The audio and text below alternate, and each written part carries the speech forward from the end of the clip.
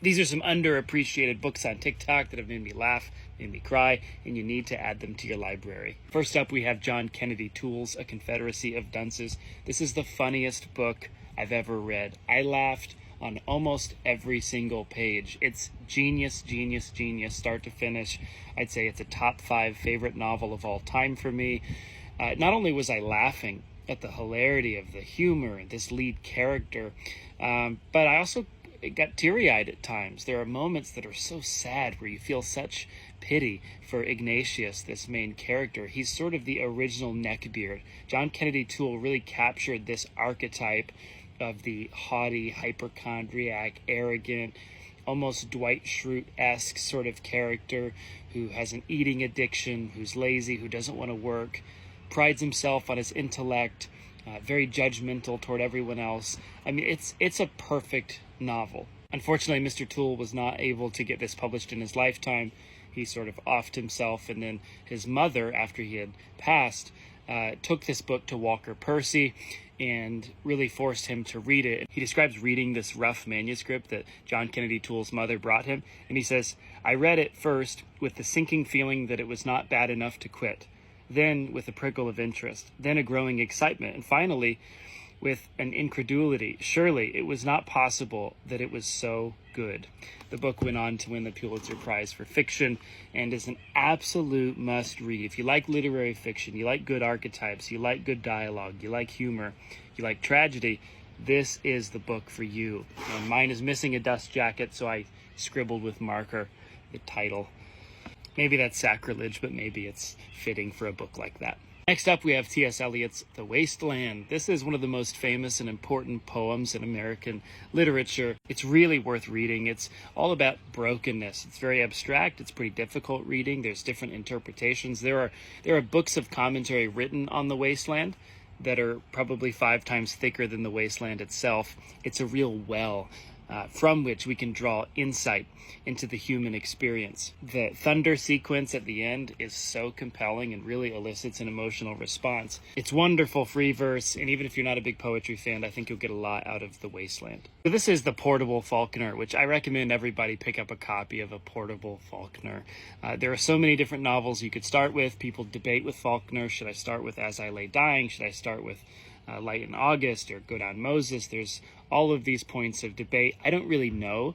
Perhaps just start with The Rose for Emily, his most famous short story. I think it was his first major work, and it's really, really wonderful. As sort of a side hobby, I read excerpts from The Bear to my kids. My kids are pretty darn young, and they'll pluck Faulkner off the shelf. They know Faulkner by name, and they'll hand it to me for me to read to them. And what's funny is I've found before where my daughter, who's only 5, she'll hand me Faulkner, sit in my lap, I'll read excerpts from The Bear, which is an excerpt from Go Down Moses, and before you know it, she's asleep. And I don't think it's because Faulkner is boring. I think it's because she obviously doesn't understand fully what's going on, but Faulkner has such a mix of language, so many words used, labyrinthine sentences, that I think to her ears, to a child's ears, it's just kind of fascinating to hear all these things that you've never heard before. And my kids will sit there and listen to this as if they're watching television.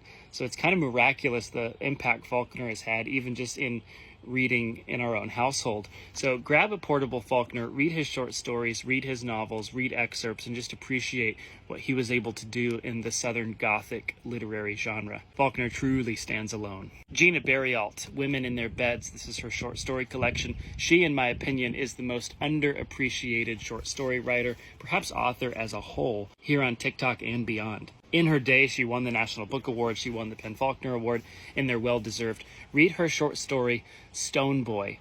It's wonderful. She was really part of that movement in the 80s. Some call it the restoration or the renaissance or revival of the short story, with figures like Raymond Carver, George Saunders, Tobias Wolff, Andre Dubus. She really deserves to be named right alongside any of them. She was actually Andre Dubus's favorite writer. She's absolutely phenomenal. Stone Boy is powerful. The title story, Women in Their Beds, is really good. Her work is just excellent. I think it's hard to compete with her skill on a sentence-by-sentence basis. She truly is amazing, and it is sort of one of my life goals in literature to bring some appreciation, to bring a spotlight to Gina. Langston Hughes may be my favorite poet of all time.